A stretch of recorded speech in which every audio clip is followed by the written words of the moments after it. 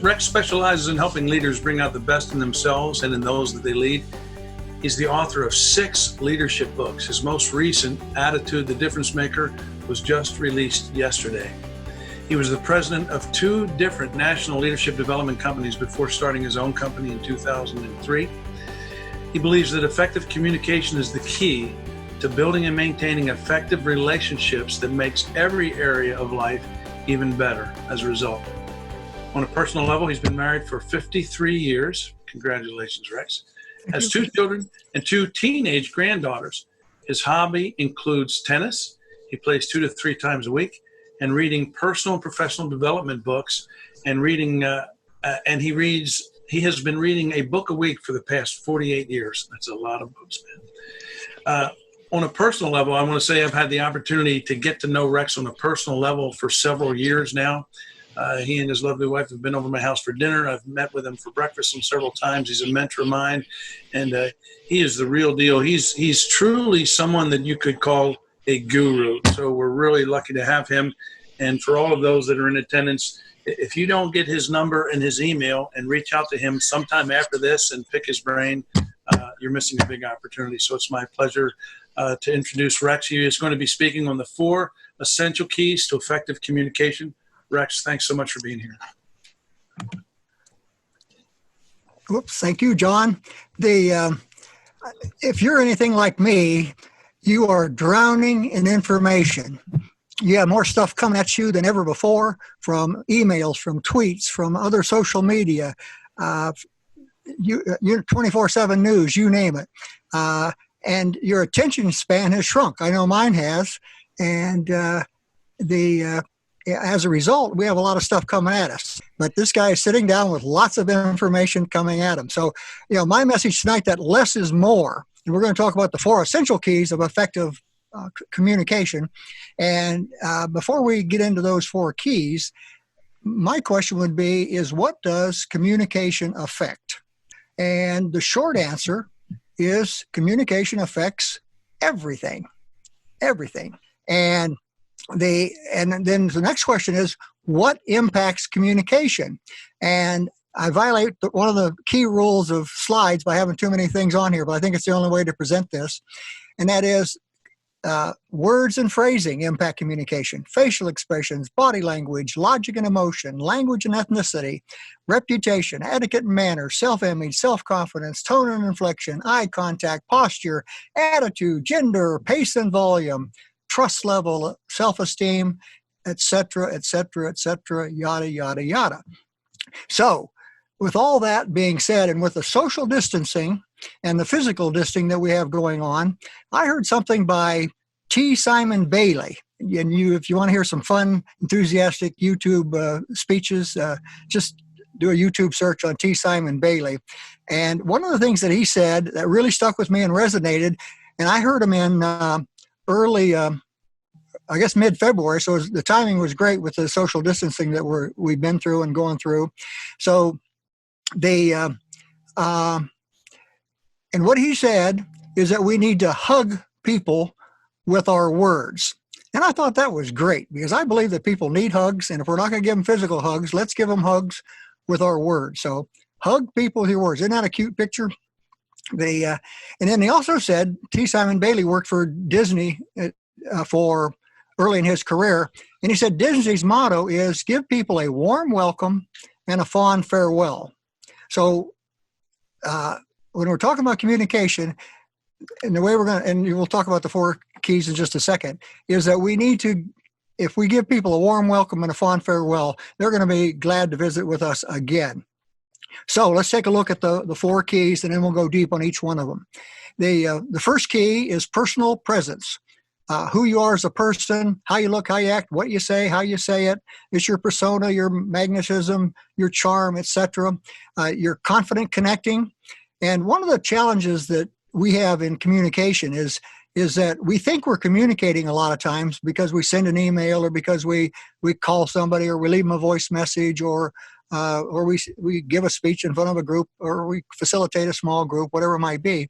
But if we don't connect with each person individually and the collective team, we're really not communicating. So we're going to talk about confident communicating. And then third is lively listening. And in our rehearsal today, somebody, either Jonathan or Jeremy, said, is that kind of an advanced stage of active listening? And I'd never thought of that before, but that's a good idea. I normally, in the previous presentations, have called this empathic or empathetic listening, but it didn't have the alliteration that lively listening had. So I thought that was fun. That's something new for me. And then the fourth key is rich relationships. And you'll see as we go through here that that there's a lot of overlap in all of these different sections. That the things that give us good personal presence also help us with the confident connecting, with lively listening, and rich relationships. But let's talk first about personal presence. And the best picture I could come up with for personal presence is this one. And by the way, I only have 9 slides, so we're not going to have death by PowerPoint tonight. So does she look self-assured or what? That's a neat little girl right there. So when we talk about personal presence, we're talking about poise, we're talking about confidence, self-assurance, and that's how we look, how we act, what we say, and how we say it. And I'm going to go deeper on that in just a second. And then the second part of the personal presence is competence. That people judge us by our confidence and our competence. And our competence is, do we have our stuff together? Do we have goals? Do we do what we say we're going to do? Are we a person of our word? What have you? John mentioned that I read a minimum of a book a week. I'll read 60 to 70 books a year, and during this non-travel time for me, I'm about 10 books ahead of schedule. So one of the books that I've read recently is The Trust Edge by David Horsiger, and in there they have done a study of what are the magnetic traits of people, what causes people to be drawn to other people, and they come up with a big long list of 20 some. But they said the number one by a large margin was the person who had magnetic characteristics were the people who showed more gratitude. They were grateful. And one of the challenges I'd throw out here right in the middle of our talk today, and you may want to write this down, is just before you put your head in a pillow for the next 30 days, try it for 30 days, just write down, even if you're not a person who does journals or any type of ledgering like that, just write down at the end of the day what you're grateful for that happened that day. It might be a person, it might be a thing, it might be an activity, it might be a result. And if it's a person, then I recommend the following day sending a note, an email, a gift or something, letting them know that you're grateful for them and why you're grateful for them. So that will help you with your personal presence. So let's go deep then on how you look, how you act, what you say, and how you say it. Now, obviously, we're mainly packaging. What you see of me, and obviously we're on the screen, is if we were face-to-face, you would see my hands and my head. 90% of what we do is packaging. And I'm not going to talk about dress for success tonight, but basically we need to be dressed appropriate for the occasion, whatever the occasion calls for. And then once that is over, or once we've handled that part of it, then what we want to do is, do we look like we know what we're talking about? Do we look professional? Do we look like we care? Do we look like we're friendly? So we're talking about bearing, character, how we carry ourselves, posture, facial expressions. Do we smile? Do we frown? So all that goes into how we look. And then how we act is similar. Do we act professional? Do we act like we care? Do we act like we know what we're talking about? Do we act like we know? I already said that. Do we act like we know what we're talking about? And do we act serious on serious matters? Do we act relaxed and comfortable when we're in that type of a mode? So how we look and how we act affects how people respond to us. And then the two biggies are what we say and how we say it. And what we say are basically the words and the phrasing, and we're going to cover that quite a bit in a couple of different sections. But there are winner words and there are loser words, and we need to be very careful about the words that we choose. And then when we put words together and make a phrase, it's even more important. The one I like to tell is, here's how I normally tell it in a live speech. I say, when I go home tonight and Joyce greets me enthusiastically at the door, well, obviously I'm already home, but I'm in my office upstairs and she's downstairs, that what I, but we'll talk about it anyway. So when I finish this conference and I go greet Joyce, my wife of 53 years, and I say to her, Joyce, when I look into your eyes, time stands still. Now, I think I'll probably get a good warm reception, but I can say the same thing, just phrased a little different, and get a different response. If I said, Joyce, your face would stop a clock. Okay. Now you might think that's the same thing. Time stands still, stop a clock. Obviously it's not. Now I know I would never say that, and I know none of you would either, but we say those types of things. What were you thinking? Why in the world? Because I'm the boss, because I'm the dad, because I'm the mom. We'll say things, and again, we'll go deep on this in another section, but we use phrasing that turns people off instead of encourages them and lifting them up. And how we say it is the tone and the inflection that, you can just you can completely change the meaning of a sentence or what you're saying by the inflection that you use. Zig Ziglar used to use the one, I didn't say she stole money. If you put the emphasis on the different words, you're going to get a completely different response. So if you say, I didn't say she stole money, your question is, well, who did? Who did say it? I didn't say she stole money. What did she steal? I didn't say she stole money. Who did? So by changing any one of those 6 words, you can change the complete meaning and hearing of it. And Stevie, who did a great job last month, I was a guest and sat in just to see how this worked. She said, it's not what we say, it's what they hear. And I absolutely agree with that. So, but the way we phrase things, our tone and inflection will make a difference on what they hear. And then the last but not least is nonverbal, and we're not going to take a lot of time on that now, but a big part of our presentation is nonverbal, and we impact people by our facial expressions or our body language more than we think we do. So we need to be careful about that. And then on the other side, the flip side of that is that if the large percentage is body language, we lose a ton of it. We still can do tone and inflection on the phone, but we obviously can't use nonverbal. So with emails, we lose a lot of our power. With phone calls, we lose a lot of power. Our best power is face to face. Even in this venue with the Zoom, you can see me and I can see some of you. I can see Lori, I guess. I'm not sure. I guess I need to go to gallery view to pick everybody else up. But we can see each other and have a little more interaction. It's better than not being face to face, but face to face is absolutely better. So that's just a quick overview on personal presence that people judge us and respond to us by how we look, how we act, what we say, and how we say it. How confident are we? How poised are we? How competent are we? And then that splashes into listening and connecting and relationships. So with that, Lori, we are at a natural breaking point to take any questions if there are any. Rex, I do have a question. One of our sayings is that the responsibility for a message being received properly lies with the sender, right? But what are some simple ways to make sure that you're actually understood, that the message was received? Very good. Yeah, very good. Well, I think you talked about that earlier in our breakout room. The key is feedback. That hard to do in this setting with everybody muted. But one of the things I do in a live workshop is I play word association. I say a word and then ask everyone in the group to write down the first thing that comes to mind when when they hear the word.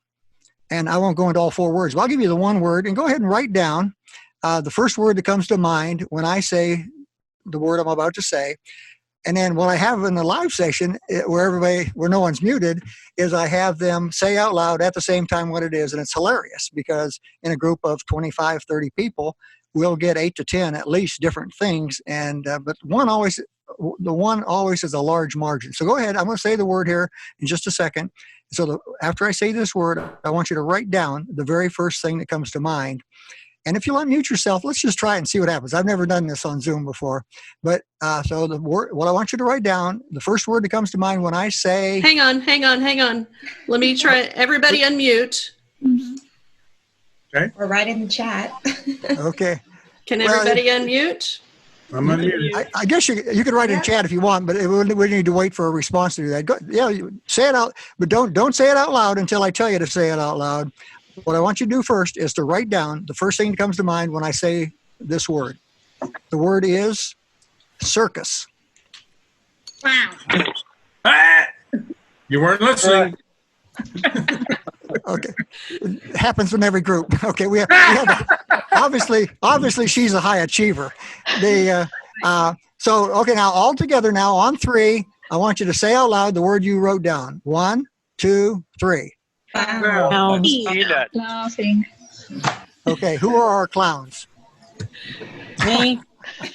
Here are your clowns. Okay, I always phrase it that way just for effect. Because usually in any group, it's about 20 to 25% of the group say clowns. And they'll say elephants, lions, they'll say fun, they'll say tint, they'll say cotton candy, they'll say big top, they'll say Ringling Brothers. You get all sorts of response. So the message is, this is a long answer to a short question. The message is that we tend to think in word pictures. So when someone says a word, we get a picture in our head. So if I'm person A and you're person B, and I say XYZ, you may hear XYB, or you may hear something a little bit different than me, and I don't know what's in your head unless you tell me. So the key to the quick question and the easy question to answer is that once we communicate out, then we say, and we don't say, one of the killer phrases that I preach against is don't say, do you understand? Because that means I'm smart and you're dumb. Or there's a couple of other not coming to mind right now. But anyway, do you understand is one of the killer ones. Instead of saying that, say, what is your understanding of what we just discussed? Or what is your understanding of what we need to do next? Or whatever the appropriate thing in that occasion. Does that help? Did that answer your question? Was that John that asked that question? That was, sir. And yes, thank you. You're welcome. Okay. Any other questions? Okay, we're going to move on to the next section, but let me prime the pump here. Can everyone see that? That's a wow stress buster. It's Nerf, and you can you get under stress, you can do it like that. And I have a one that says wow and that one that says awesome. I don't happen to have this is sort of an afterthought. I don't have the awesome one on my desk here, but I've got it here in my office. I just don't have it on my desk. And for the first 5 people that answer the next question, under the next series, they'll get either a wow or an awesome, whatever they want. All right, so let's move to confident connecting. And I have no slides for confident connecting. We're just going to talk, sing about that. And I said it earlier when we went through the 4 points is, are you communicating or are you connecting? And there's a huge difference. And there's four additional things. So we talked about people judge us by how we look, how we act, what we say, and how we say it. We connect with people when they like us, understand us, believe us, and trust us. And I really believe it goes in that order. And so to have to establish a rapport, and by the way, your relationship building, which we talked about before, is really continuous rapport, having continuous rapport with somebody. And so it starts with that initial connection. So we need to maintain that genuine rapport. So to get people to like us, there are Dale Carnegie and all sorts of charm school type, and I don't mean that disrespectful, but there's things that we can do to get people to like us. We can smile, we can make good eye contact, we can be positive. And in this world, I think just a little side note on what's going on now in the world, actually, not just America, is prior to COVID-19, we had 3 kinds of people. We had those that watch things happen, those that whine about things, and those who are winners. So we had watchers, whiners, and winners. I believe after COVID-19, we're going to have 3 kinds of people. We're going to have watchers, whiners, and winners. And unfortunately, I believe, and I don't mean to be cynical here, but I believe there will be a larger population of watchers after COVID-19 than before, because people are on edge. They don't know about the future. They're concerned about the future. They're maybe playing catch up financially. There's all sorts of things. They've been social distancing. Maybe there's some health issues that came out of that.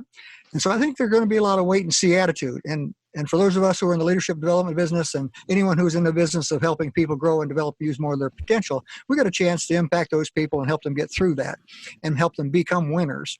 And in the whiners, we got to nip it. We got to do what Barney Fife. You know what Barney Fife said? He said, Lori knows, we got to nip it. We got to nip it. We got to nip it in the bud. And so, yeah, we just don't want to be around people who are whining, complaining, and those are big downers. So what we need to do to develop more winner behavior is that we need to be positive, and we need to be role models for those who are perhaps going through the watching mode, the waiting mode, the whining mode. And we need to be role models by being positive and looking for how things can happen instead of what can happen. We need to remember and use people's names. That's huge. We need to make it about them. We need to take a genuine interest in them, not judge them. We need to take off our judge's robe. If you're not familiar with Cy Wakeman, I believe it is, she's out of Omaha, Nebraska, the Omaha area, and she specializes in drama. She has a lot of long YouTube videos, but if you do a YouTube search on Cy Wakeman, C-Y Wakeman, she talks about the drama triangle and drama. And one of the great lines in her, and she's written 2 books, which I've read. She's written 3 books. I've read all 3 of them, but the 2 that come to mind, there's one's down here, No Ego. And the other one is, it'll come to me in a moment here. Relationship, something or other. But anyway, she says in both of those books that when you're judging, you're not helping. So when we judge other people, we're not helping them. When we judge our children, our mates, we're not helping them. So we need to help, not judge. And then we need to really listen. And then we're going to cover that in the next section. And then we need to be civil. That incivility is expensive. And I don't want to be the old guy that says, get off my lawn, kids, get off the grass, kids. I like to think that that I'm on a millennial at heart, okay? I'm not even a baby boomer. My wife's a baby boomer. I'm a traditionalist or whatever you want to call me. My wife's a baby boomer. My daughter is a Gen X, and my son is a millennial. So and they're not at home anymore. And then my 2 granddaughters are, I guess, Gen Z. Excuse me just a second.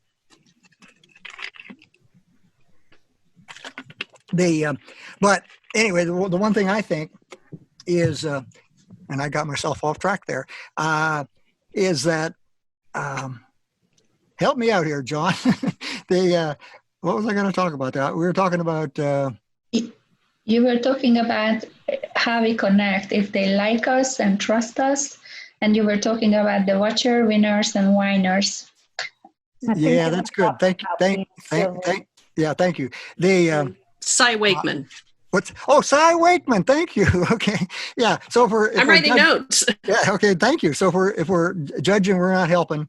And we need to stay off the drama triangle. If you're not familiar with the drama triangle, there's 3 roles on the drama triangle. I'm not going to go deep on that, but you have victim, persecutor, and rescuer, and a lot of people entered on the victim role.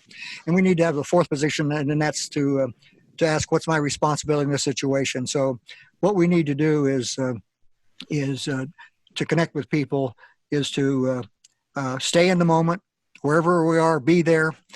And again, just answer this rhetorically, but I'm guessing if you're like me, that you can tell when you're talking to someone on the phone that they're doing something other than giving you their undivided attention. They're checking emails, they're organizing their desk, they're doing something, they're searching for something on the internet. And so if we can tell that, guess what? They can tell it too. So we need to stay in the moment, wherever we are, be there. Excuse me. There's an old commercial, excuse me.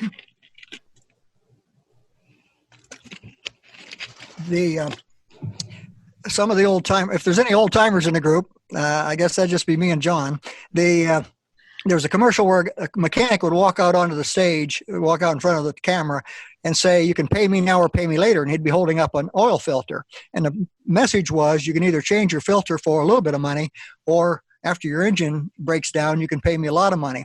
Well, I think we'll stay in the moment that way. If it takes us 30 seconds, 60 seconds, 90 seconds longer to stay in the moment, it'll pay big dividends in the long run. Less hurt feelings, less rework, less turnover, whatever it might be. So we need to stay in the moment. I said before, we need to maintain genuine rapport. And then we need to avoid destructive behaviors. And we'll close out this section on destructive behaviors. You know what? I went all the way. I got so far off track. I did the like us, but I haven't done the understand us, believe us, and trust us. So let me just touch briefly on those. That to get people to understand us, we need to clarify and organize our thoughts. The first thing we need to do is we need to get it clear in our head. We need to be intentional rather than reactionary. Too many times we enter a particularly crucial conversations. And if you've read the book Crucial Conversations or Crucial Confrontations, great books on how to confront. Most of us are reluctant to confront other people, but pause.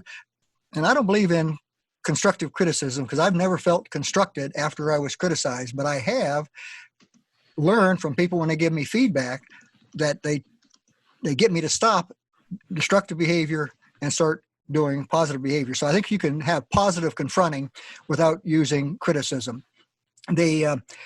So what we want to do is want to be intentional. Say, my goal for this discussion is, or what I'd like us to accomplish is, or so you state your intention right up front. My intention is, my goal is, and that gets us thinking and gets the other person thinking about what we want to accomplish. We want to eliminate ambiguity with words and nonverbal. We need to be precise. When you start saying they and them and other imprecise words, it can confuse it. We need to be specific. We need to avoid jargon. So those are just some things that we can do to help people understand us. Just a couple of points quickly on telling the whole truth, or believing us that we need to tell the whole truth. And by that, I mean, we need to be transparent to whatever point is appropriate for the situation. But a lot of times when we hold things back, it can hurt the conversation. We need to admit our mistakes. All of us have a strong need to be right, so it's hard to admit mistakes, but that goes a long way in building relationships and in confident connecting. We need to express with respect. As Stevie said, excuse me, it's not what you say, it's what they hear. We need to avoid discounting ourselves. I'll hear people start a conversation by saying, this may not be right, or I probably shouldn't say this. It's not necessary. Don't discount yourself. And then we need to avoid parental language. And by parental, that again, in a live group, what I'll do is I'll walk up to whoever's in the front row and I'll start putting my finger in their face, and no one likes that.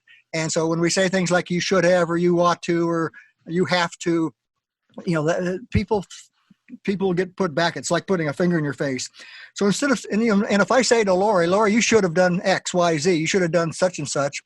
What the should is past tense. What can Lori do about the past? Absolutely nothing.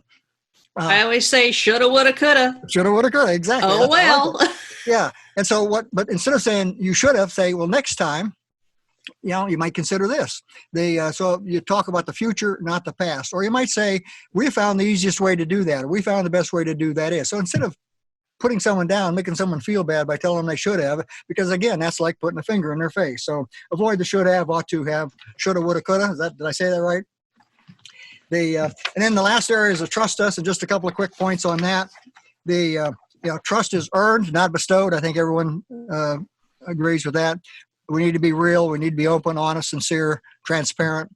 And we need to keep our promises. We need to be reliable. This is a biggie with me.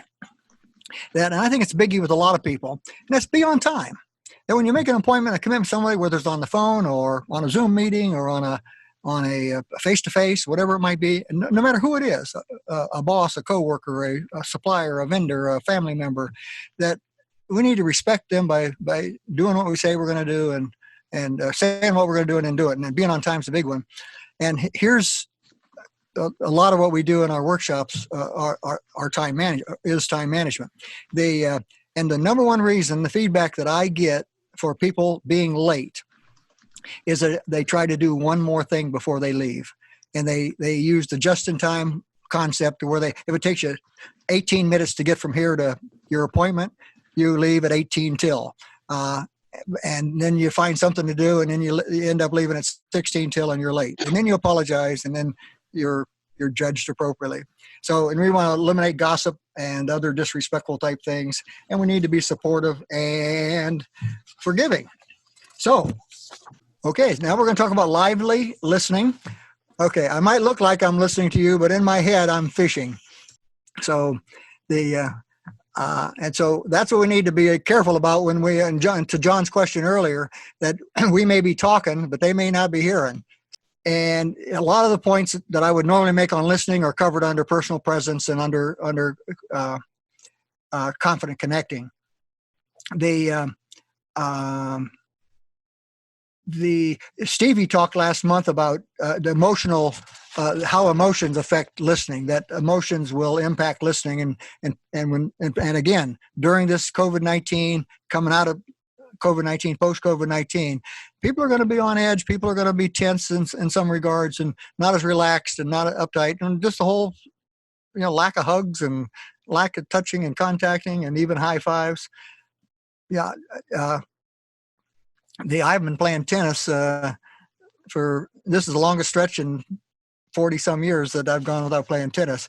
But it's going to be interesting to see what happens when we get back, because we do a lot of high fiving on the tennis court. No more high fives. Stevie also talked about it's not what you say, it's what they hear.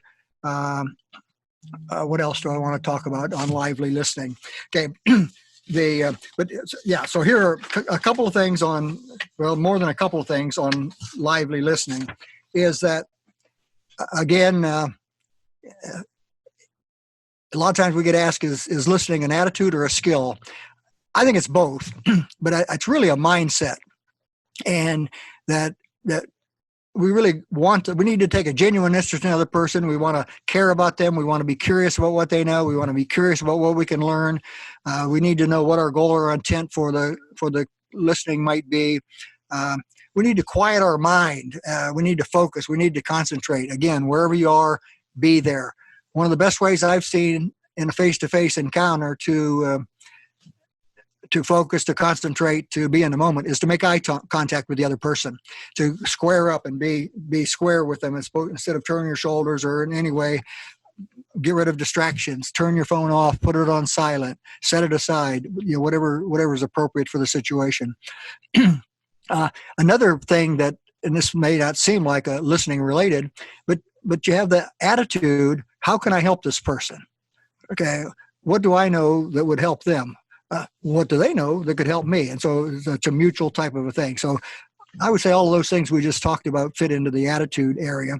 And then I have a whole list here of things, the techniques, some of which we've already covered. Stay in the moment. Absolutely. If people ask me what's the number one thing that you need to do to be a more effective communicator, we've covered a lot of important stuff, but number one is staying in the moment. Wherever you are, be there. Okay. Another thing is let them get to their own finish line. That some of us are short and terse and to the point and bullet point type of people, and other people like to tell a story and a little more elongated. And what I suggest is that in any conversation, you listen for the period. And even when you hear what you think was a period, you listen to a one or maybe a two count or a three count, a two beat or a three beat, because it may be a comma. You may just thought it was a period, and maybe they're going to go on. So if you wait, there's two things happen if you wait for the period and do a two beat. Is number one, you don't trample on them and you let them come across the finish line. And number two is it shows some respect that you don't need a quick answer. Even if you've got a quick answer, it shows that you're a little reflective, and it shows them some respect. It's a little subtle, nonverbal type of a thing. To the question I was asked earlier, you want to repeat back or paraphrase. I heard someone make this I think it was Cy Wakeman again. She says, mute your trained fixer button.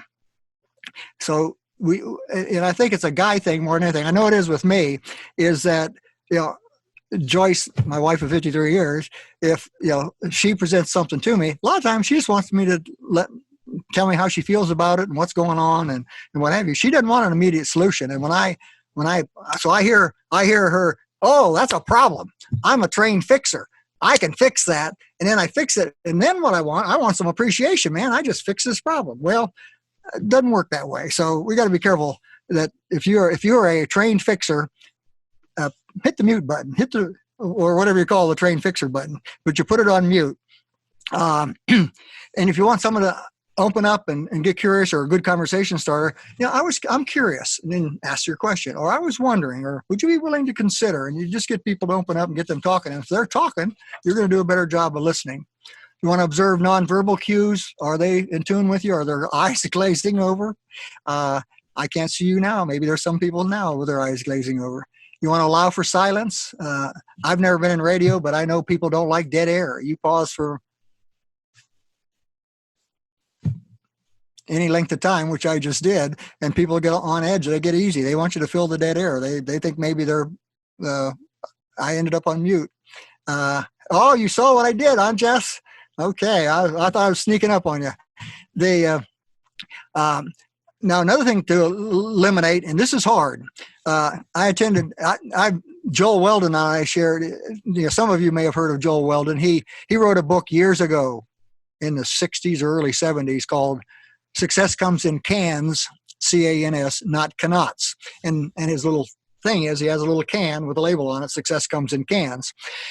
And one of the things that he teaches in his workshops is to eliminate I from your speaking and your writing. And man, that is hard to do. But when you start phrases like "I find," "I think," "I always," it can be a turnoff. So what you want to do is you want to say, "You'll find." I think it's okay to say if you're like me, so you're using you instead of I. If you're like me, I started the whole session tonight that way. You might find, so use more yous and less I's in your speaking and in your writing. And then one of my favorite phrases, 4-word phrase, is "tell me about it." We use it in problem solving exercises. No matter what people tell you, and if you want them to expand on it, you want to really see where they're coming from, just say, "Tell me about it." Say, "That's interesting. Tell me about it." "Oh, that's a good idea. Tell me about it." And you just get people to do it. It respects them, and you're going to learn something, and you're going to get them to open up, or "tell me more," or "what happened next."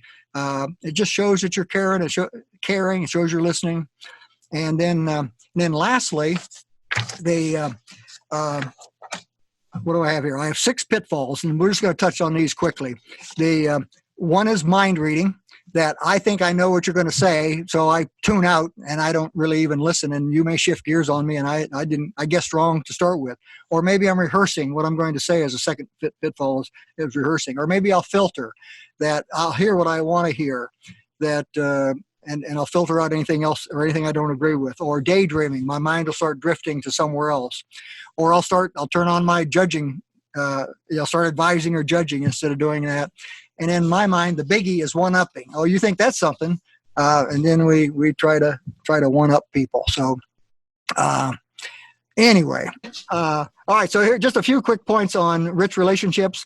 Number one is we need to make it a priority that, business is about relationships. The better our relationships with employees, with bosses, with those who report to us, with vendors, with customers, with the general public, with regulators, with whoever it might be, the better our relationships, the better our business.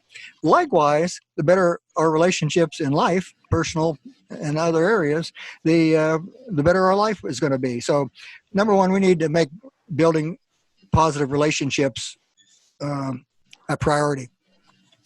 And Facebook in particular is, you got all these friends on Facebook, hundreds of friends. I just wonder how many real relationships that you have. So when you identify your most important relationships in every area of your life, just a quick aside, I published my memoir last year, and I started off. Excuse me. I just said excuse me to my mic. I started off chronologically, born here and blah, blah, blah, all the way through. That's so boring. So I came into sections, and what was really neat, and I recommend it to anybody at any age, you just look back. And as I looked back, I thought about all the lessons I've learned and all the people I've met, and how person A led me to person B, which led me to person C, which led me to person D, and that my life is richer because of all those relationships. So just look back on your relationships. Some of mine were teachers and coaches and family members and bosses and coworkers and authors who I've never met, but who I've read their words. So relationships are good, and we need to make it a priority. Relationships are also continuous, that we can take 10, 15, 20 years to have a really great relationship, and we can mess it up with one stupid act. So don't take it for granted. And one of the things that I think Stevie talked about that last month, and I don't remember how she said it exactly, but we need to give people positive energy. That in the book Celestine Prophecy, the author talks about that we either give people energy or we take energy away. And then Tony Schwartz, in a book called The Powerful Engagements, talked about the fact that a 2-minute negative encounter can drain more energy than 8 hours of hard work. So we need to be careful about, we need to give people energy. We need to be careful about taking it away. I think what Stevie said is that you need to leave people better than you found them. The Boy Scout motto, probably Girl Scouts too. I was never a Girl Scout, but I was a Boy Scout. But the motto in the Boy Scouts was leave the campsite better than you found it. I think we need to leave people better than we find them. That if we can encourage someone, show some appreciation, show some gratitude, lift them up, and help them see things different and better, we're going to be better off. And one of the biggies that we can do to establish relationships is help people be right. And I do a whole workshop just on that topic, so we don't have time to go into that tonight. But all of us have a strong need to be right, and it's so easy to quickly push back and say, you're wrong, I'm right. So, we need to come up with phrases that fit us, but things like, you might be right, tell me more, or that's interesting. How did you arrive at that? Or could you give me a little more background on that? Or, I'd like to know what I could learn from that. Or I'm curious about. So you get people to talk and what have you. And what I discovered, I was in my former business, I started off as a national sales manager, and I would coach people remote over the phone. And I remember Al Wood calling me one time, and he said, Rex, I'd like you to help with the problem. I said, well, tell me about it. And he went on for 30, 35 minutes, telling me about this problem. He came right around and came up with a solution. At the end, he thanked me profusely for all my help. All I basically said was, tell me about it. So a lot of times you let people talk, they'll solve their own problem. So that goes a long way in building rich relationships. Now, the last thing I want to make on rich relationships is this is a short course in human motivation, and it was taught by Mary Kay Ash, founder of Mary Kay Cosmetics. And if you read her autobiography or read anything about her or was ever affiliated with Mary Kay Cosmetics, that you'd know that she used to say that you need to visualize that people have these four letters, these four initials burned into their forehead. And those four initials are MMFI. MMFI, and it stands for make me feel important. If you make the other person feel important, the relationship's off to a good start. So think about ways that you can make people that you come in contact with strangers. Hopefully we have some Whataburger fans today. Whataburger has a Dr. Pepper shake. Whoa, to die for, okay? I've gone through Whataburger 3 times in the last 3 weeks, and I get the same thing every time. And this lady on the microphone and the lady that takes my money is so pleasant and so nice and so polite that I said to her today, and it took me 3 times to do it, but I felt good about myself, and hopefully she felt good. I said to her, it was I got something from my wife too, but it was $9.45. And as she was giving me my change, I said, it's a pleasure doing business with someone so pleasant and someone so polite. Thank you very much. Doesn't take much. Took 10, 15 seconds to say that. I don't say that to brag. I say, because I should have said it 3 weeks ago. So anyway, so make people feel important. All right. So now we need to be positive in our words, tone, inflection, and manner. And hopefully we've touched on that. We need to be open and honest. We need to be an active listener. We need to be in the moment. We need to be kind. We need to treat people with dignity and respect. So now I thank you very much. I appreciate you. You have my contact information there. And here's the free offer in red right there in the middle. And those are my books across the bottom. And that's one of my courses. And my John said in the introduction that my attitude book just was delivered yesterday. And and that's a fun book. My 2 best books are the last 2, Cultivate and Attitude, both quick, easy reads. Anyway, here's my offer. Since we talked about communication, and I never once talked about asking questions, which is very key in communication, I had at rehearsal today, Jonathan or Jeremy one said, we'll direct them to your website to get your free audio. Well, I didn't have the free audio on my website, so I called my webmaster, and boy, he did a really good job of getting it on there. So if you go to my website, www.improve-results.com, scroll down on the home page to the very bottom, there's a link that you can click on and get the Art of Asking Questions, which is a live speech that I did several years ago. A couple of dated examples in there. There was about 150 to 200 people in the room. Fun session. The principles are still valid today, even if a couple of the things are dated. I think, like I said, I've been married 48 years or 40 some years instead of 53. But anyway, and then you can click on that link and download that and listen to it at your convenience. And then beside that, now that was put on my website today. I've always had a little video clips on my website of just some snippets from some of my live speeches, and so that's free too. So anyway, so thank you for visiting. Absolutely, Rex. Thank you, Rex. Thanks so much. You're welcome. Bye-bye.